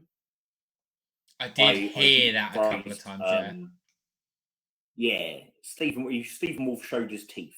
Shotgun Do you know what I mean? Like chops, he didn't growl, he didn't roar, he didn't bite, but he showed that there's a nastiness there. I liked that. I don't think it was Manders versus Leon Slater level. I don't think it was Kanji versus Sapphire Reed level, but I do think it was the best thing on the second half. And had it been on the first half, that would be quite fitting. I thought Sunshine Machine versus Young Guns was too long. Joshua Mills. Yeah, sorry. Yes. Joshua Mills and Sunshine Machine. Sorry. I did think that was a little bit long. Yeah. And the crowd reaction to it was weird and very telling. There was no Sunshine Machine reaction. There was no. I mean, I've been in the 229 when the floor is like vibrating with Sunshine Machine, and it didn't happen once. And I could hear people moaning when Sunshine Machine kicked out. Really? And I could hear people negging. I could hear people being like actually saying like, you know, and the cheers for Joshua Mills. I know Joshua Mills are like the cool heels that we can cheer for. Yeah. But against Sunshine Machine should have like 90% of the crowd. Yeah. And they just didn't. And I sat there thinking to myself, like, have the 229 become a little bit too comfortable and too familiar with Sunshine Machine? They've been a constant through the whole time I've been a RevPro fan. They've always been there, except for like the few months that they weren't there last year. Yeah. Or was it the year before, where there was a little spell when they weren't there, and then they came back fresh and were there most weeks after that. Yeah, I reckon it was the year before, because that's when they then started into the gimmick of next time we lose, right? So yeah. And it is the love of it just wearing off a little bit? I don't know. I hope not, because I still bloody love them. I think one of the things that the dynamic was weird, and again, it was a match like the JJ Gal match, where had the crowd been bang up for Sunshine Machine, all the false finishes would have felt quite like euphoric. But instead, I could literally hear people around me like going, "Oh," when there was a kick out, I've been like, "Is this still going?" Yeah, and look, I'll tell you partly because I was a bit like that, right? And I was like that a bit because at the time as well, I noticed that the show was running long, right, compared to when it is advertised to finish. And look, again, I understand when booking like travel and stuff like that you take that into consideration. It's British wrestling, right? But at the same time, you've got connections you need to make to be home on time and stuff like that. And there is real world considerations. And sometimes when the show's going on, and there was a few things that played into that for me. One, I felt like maybe there was a bit too many forced finishes. I'll add, I thought the match itself was really great.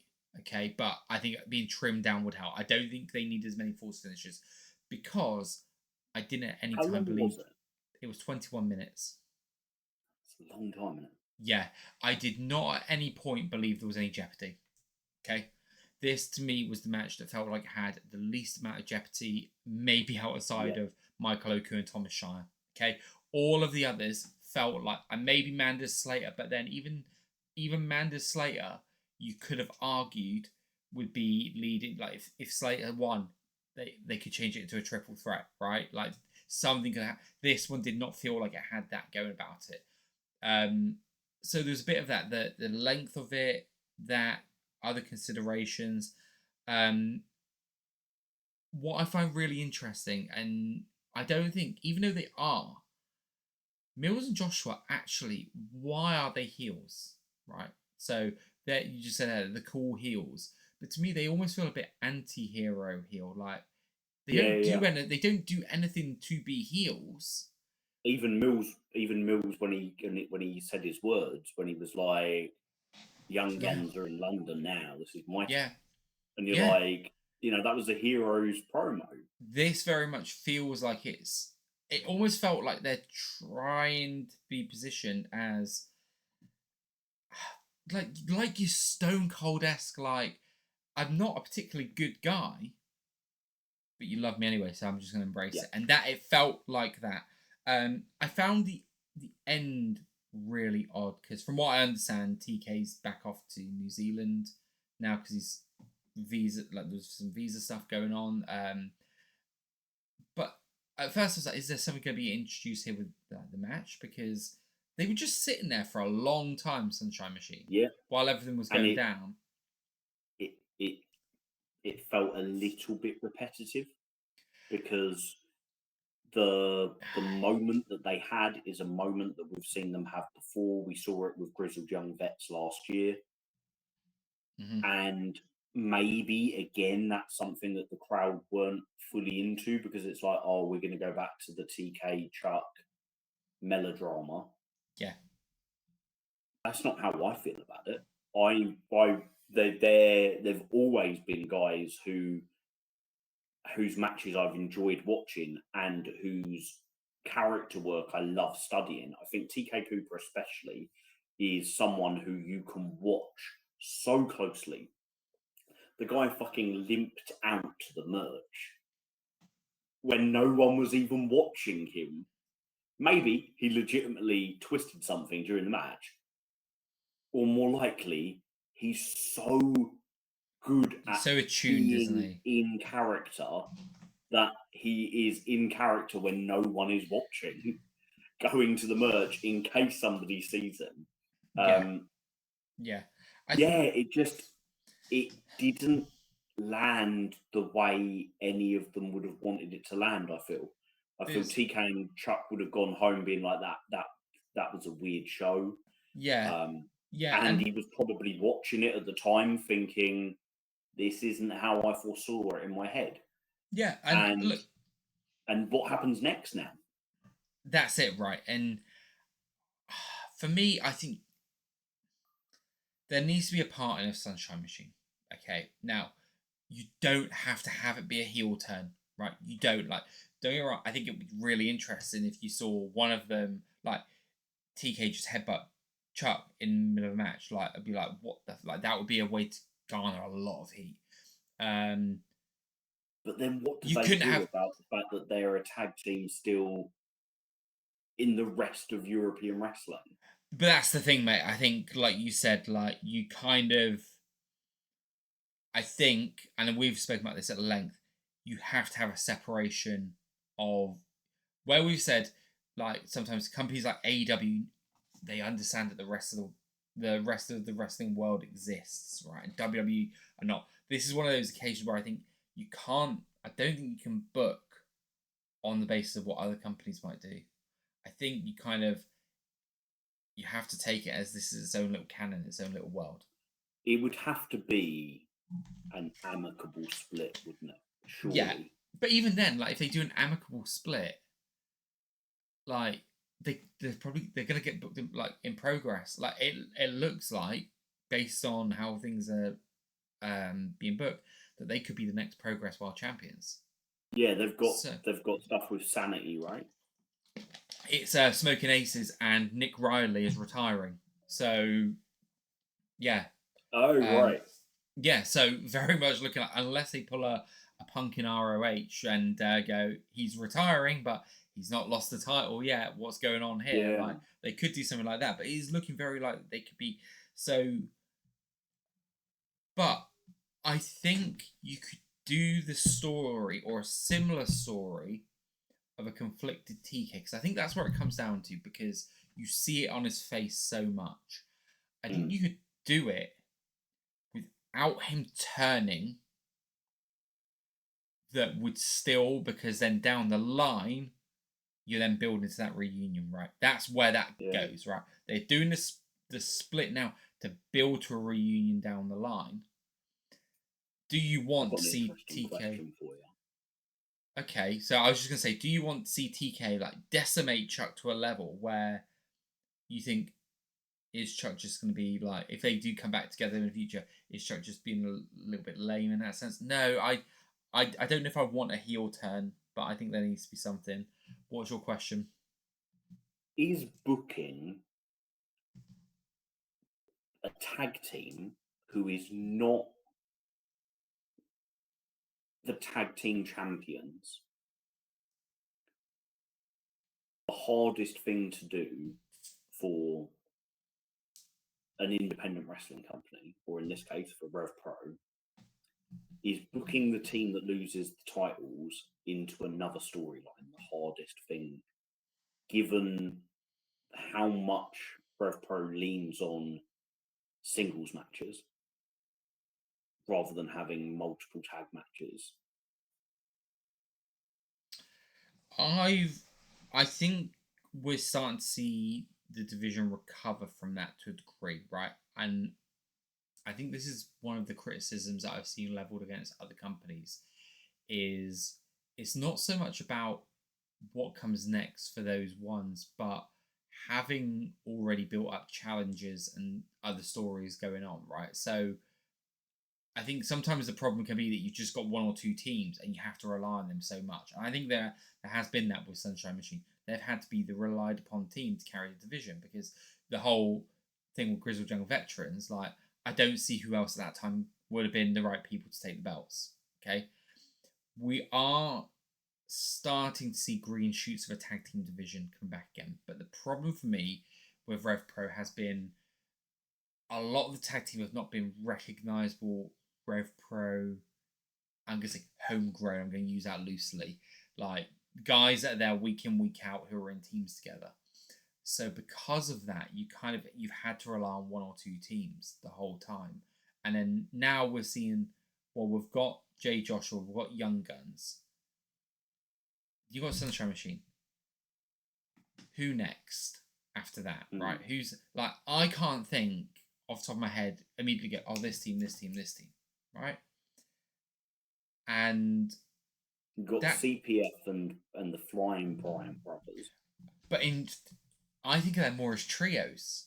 And it's even then, like Flying Brian brothers are very much new in. Yep. And CPF have been knocking around for a long time in RevPro, but in fits and starts. Yeah. And now it feels like they're, even if they're not on every show now, they've got something. They're part of like RevPro canon because they've got the Trio Grand Prix trophy. So they've got that's the thing, right? Yeah. Something around them. And you could bring them in using that. Like they've got their 3 wishes, which we've heard nothing about that since they've won it. No, I still don't understand what they're going to use them for. The two things to me, two things at the minute that I feel have gone really quiet is Leo Rush, who's still owed his shot, and I don't know if that's we're just leaving that to almost like Cameron is taken out by proxy now, and then it's all done and dusted, and hey ho. Or whether something will come up with that. Maybe I do still think Global Wars, there is a make do for Leo and Doncaster. Maybe it can be done there, right? So that might still come around, but nothing as of yet. The high stakes in Doncaster. Yeah, sorry, yeah. And then you've got the thing that I would expect to hear more of would be the Trio Grand Prix. What we're using our 3 wishes on, because I know Joe Lando I think has been out in GLEAT recently, and I think the boys have been out in France as well and doing a bit around Europe. But you're setting up the canon of this Grand Prix gives you 3 wishes. I feel like it's the genie from Aladdin here, but you get your 3 opportunities or whatever you like, and there is no trios belts, right? So it's not like we go, hey, we're gonna go for the trios belts. Oh, we didn't win them. Let's go for the trios belts again, right? What are they being? And again, you could have a very cheap way would be right. They've got 3. Maverick Mayhew could say, I really want to beat Connor Mills for these tag team titles because he said I couldn't do the big one. And then you say we're gonna book this for high stakes, right? I want to do it on an event. I want to go against Connor Mills on an event and show him. And you could then you got time to build that story between the two of them, the animosity. They use their 3 trophies to have 3 shots at Mills and Joshua and lose all 3 of them. Oh God, I'm not saying that, Dave. But no, yeah. But I'm going to say something a little controversial. Oh. I feel like they might have created a problem that didn't need to be created. In what sense? I think the trophies are the prize, and you make the trophies saying, this, you know, like in New Japan, you win the best of the Super Juniors, or you win the Junior Tag League, and yes, you might get a title shot from it, but winning the actual trophy is the prize, and that's sport, isn't it? Mm-hmm. You win a trophy, and I feel like the boys keep taking the trophies around. They're photographed with them a lot. They can make that by putting in the work. They can make those trophies mean something without the need for the wishes that come with it. Mm-hmm. Yeah. And I wonder if over time, this is going to be the wishes will be, and maybe from the moment Andy had them win it, he had in his head, right, I know exactly what I'm going to do. Joe's going to get this, Danny's going to get this, Maverick's going to get this, and I'm just biding my time to play them out. Maybe there's that side of it, and I'm completely wrong. Yeah. But I wonder if over time it will be a case of, I don't know what to do with these wishes, and what I had planned maybe hasn't panned out, and it's now become like a burden. Yeah, and a regret even. Yeah, well, the thing we've got to remember as well, and I say we, and I use that as a collective fan base, is that we need to remember is that when these things get brought up, as you said, things could happen. Plans could change. Like Andy could have had, I've got this match for Joe Lando, like already like lined up, and something has happened, or one of the lads maybe is like Danny Black, maybe he's been booked for a show on a particular date, and they've gone, well, this show was going to be here. Actually, now he can't make the travel time in time to be up for this show. Like all these little things could play into that, right? But where I think they could still ensure that something's going to happen here is just reference it. Just reference that you've still got. That's what it is. It's not the showing that. And maybe that's what we're getting on Sunday. Exactly, we could be. So it'd be interesting to see what happens there. And kind of the counter to what you said there, like I agree with you, like sports, right? And it is very sports orientated. Winning the trophy is the reward here. I'm using a WWE comparison again, right?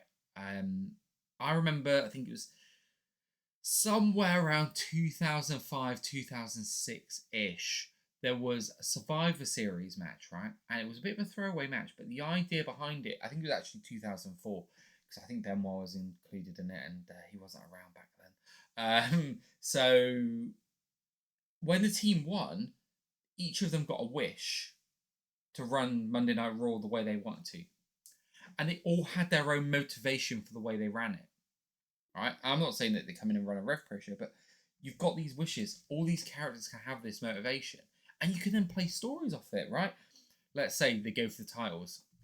They use one of them to go for the titles. They lose, right? And they go, okay, something happened here. They could use it for another thing, and something could happen. But what if Joe Lando goes, actually, no, I want this match against Kushida, right? And they go, wait, you could have done this for the benefit of the group, but you're doing, and like I'm not saying create melodrama, but you're creating stakes and stories. Then there's options there how you can do this and play it out. But again, look, and we've said this a lot, right? we're being really like, I wouldn't necessarily say we're being critical, but we are going where is this going. But as we've said a lot, we trust in the process Oh, because always. And RevPro have earned that from us. more often than not, we're posing questions of I wonder. Yeah. And you know, I love nothing more than finding out, oh, I was overthinking that. They had this brilliant thing lined up all along. Boom. You know, Yeah. like I'm literally sitting here now whilst we're doing this and a RevPro match graphic has dropped. I've got no idea what it is, but we could end this call. We look it up and be like, oh, there you go. There's something we've been asking for. Yeah, I'm just You're looking having a up look at now. it. I am, mate. I'm yeah. Oh, come on. Go away, Matt Cardona. I don't need you. Oh, no, that's not the one. I'm getting everything else. I'm getting Cope versus Wheeler Yuta. I don't need that match. I love Adam Copeland, but we don't need that match. Him versus Wheeler Yuta. Come on now. Oh, that's tasty. JJ Gale versus Chris Ridgway in Coventry. JJ Gal versus Chris Ridgway. Yeah. A match I didn't know I needed, but yeah. And also, it feels. See, now again, I'm going to sit here and be like, what's that one about? Because Ridgway was going to be in Southampton. We had Ridgway, Jay Joshua with Young Guns there. Like, yeah. I wonder what is at play here. But I'll tell you what, JJ Gal versus Chris Ridgway, my girls are going to love that because they love JJ Gal. Yeah. Chris Ridgway's an arsehole. Yeah, and he's so going to hurt and twist and bend JJ. And my kids are going to be sitting there booing the hell out of him because they're going to be like, JJ's getting hurt. Also, and I love it because that's what wrestling's all about.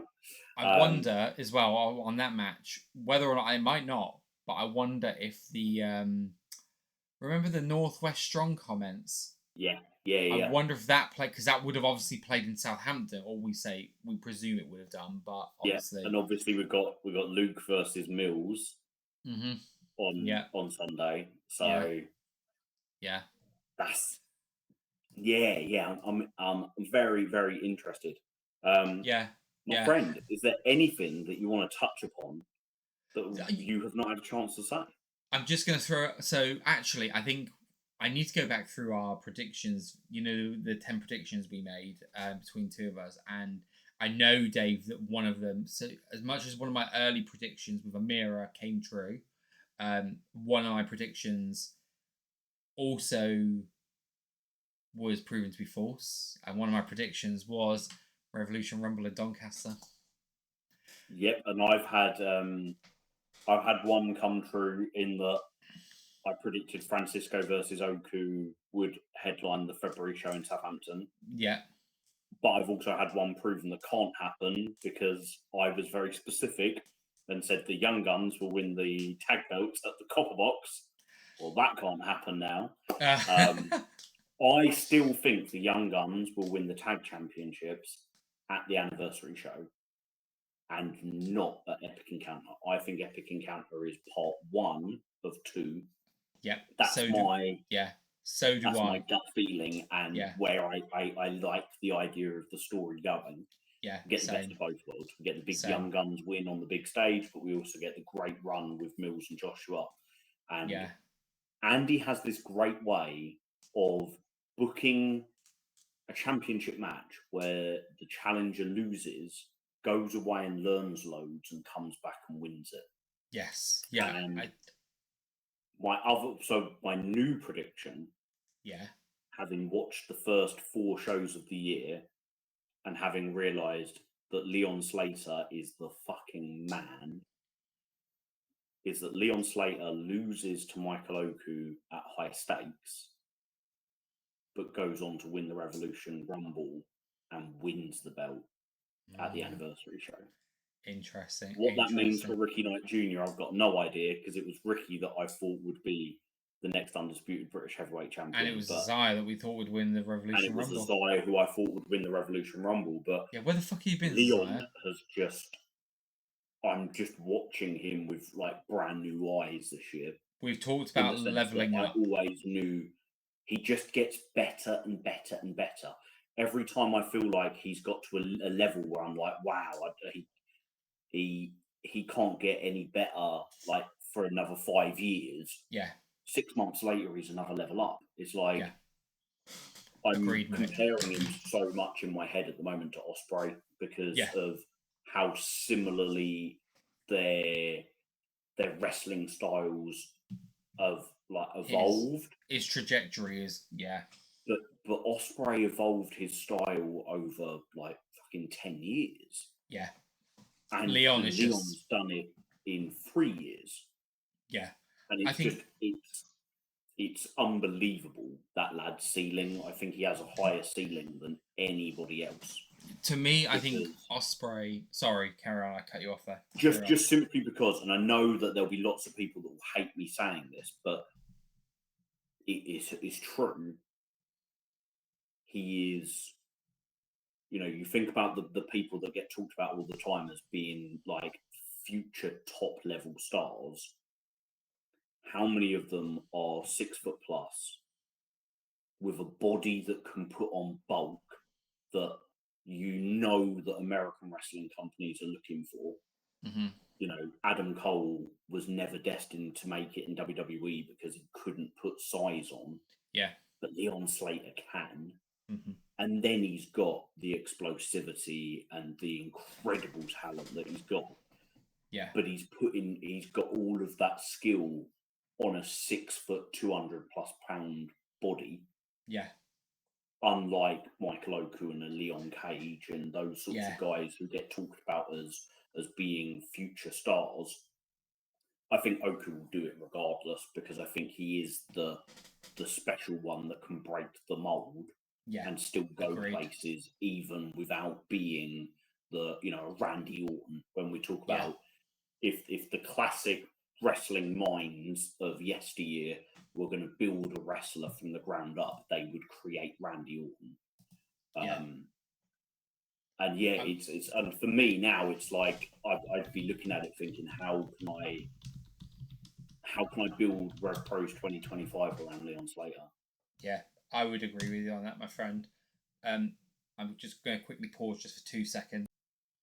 Yeah, I completely agree everything you've said about Leon, and I think for Leon and the comparisons with Ospreay that you mentioned as well, like obviously how Ospreay's gone on Leon.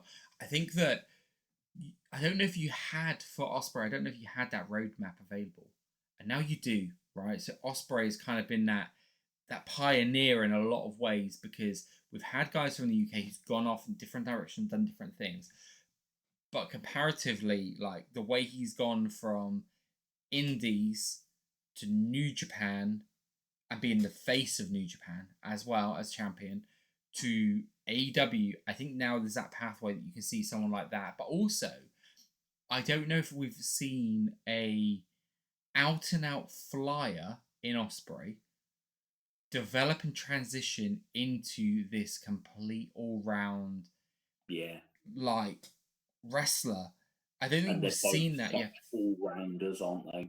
Yeah, and Leon, it seems like he's seen the Ospreay model and gone, yeah. So like when you actually do think of Leon, you think of him as a high flyer. And that first match with Manders in Southampton wasn't a high flying performance. No, not at all. Like yeah, he hits hard, he hits fast, everything's explosive. He can he can adjust and have a wrestling match with whoever he's wrestling against the same way that like Oku does. Yeah. He can wrestle on the mat. He could have a match with Gabe Kidd where they just go head to head. Like agreed. He is so versatile, and the most important thing is he's captivating. Yeah, 100% on that. So I'm really looking forward to seeing what his involvement at Epic Encounter is going to be, because that's not clear yet where we're going. I have to think that be there, isn't he? He does. Yeah, it feels like he is one of the must-see people in RevPro right now. So there has to be some involvement. So I'm looking forward. We've only got one show left.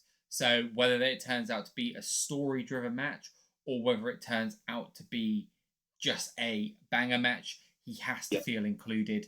And like you mentioned earlier, I kind of feel like the next goal then feels like it's going to be Oku and Leon, or maybe Ricky does something to get himself, or Leon does something to get himself at the top. I don't know. We've seen the Manders. Interesting, isn't it? Because in my head, it's do Oku and Leon now, so you can then focus for longer on Oku versus RKJ. Yeah. And have Leon come back round again. Yes. But similarly, it could be get something in Leon's way so that he's off on a tangent, so we can have Oku and Ricky now, and then have Leon come back. Yeah. Or maybe Leon isn't the destination at all, and Ricky is, in which case it could all change, and Oku and Leon have their rivalry come to a head, but not over the championship, because Ricky's the champion. Yeah. Yeah. And of course, Manders could come out of Epic Encounter with the championship. Exactly. Am I right in saying you don't think that's going to happen? I don't think it's going to happen, but no, with I don't either. But with how well Manders is kind of ingratiating himself in RevPro, like we've both said in different formats and different ways, he has come in and captivated the RevPro audience in a way few people do. It wouldn't surprise me if he. Well, I would be surprised because I don't think it's going to happen. But I wouldn't be. It would be a shock. You wouldn't be shocked. Yeah, it would be. And also, like, the really cool thing is he's got these cool stories already. If he was champion, you've got the Leon Slater rubber match to play with. You've got his history with Jacobs. Yeah. Who wouldn't want to watch RKJ versus Manders? Yeah. And what I really like is I don't think there's very much in me that believes Oku's going to drop the belt to Manders, but I'm still so excited for that match. Yeah. Because I don't care that I'm going into it pretty confident I know who's going to win it. It's the spectacle of the match that's got me completely I want to see what this looks like because I rate both wrestlers so highly and they have such a success rate in terms of getting me completely enthralled into their matches.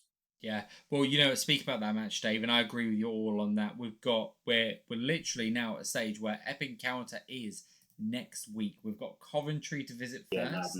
But I would say I didn't realise this. I don't know if you've realised it. There's nothing after Epic Encounter. There's 2 weeks.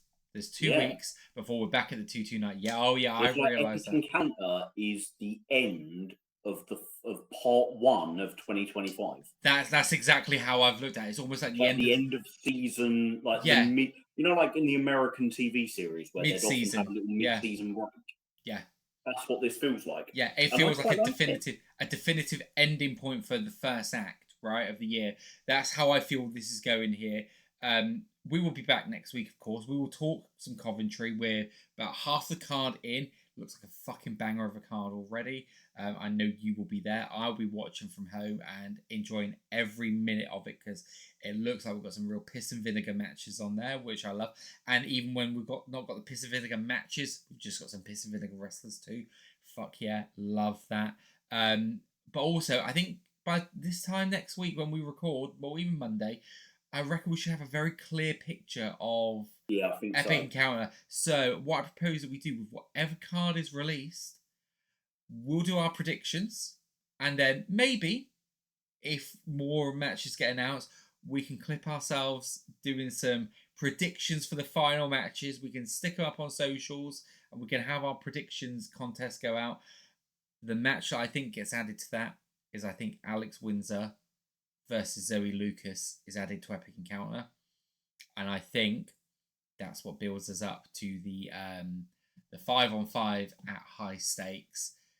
And I have a counteract. Oh, okay. I think the 5-on-5 gets added to Epic Encounter, and that leads us to Windsor versus Lucas as the big singles match. Well, what, Dave? I love the details, but it feels too perfect that Epic Encounter is in Wolverhampton, a place that Charlie Evans called home when she was wrestling full-time in the UK, where she lived with Eddie Kingston before the pandemic, and that Yeah. story of Eddie being so close to getting locked down in the UK. He was living in Wolves with Charlie Evans.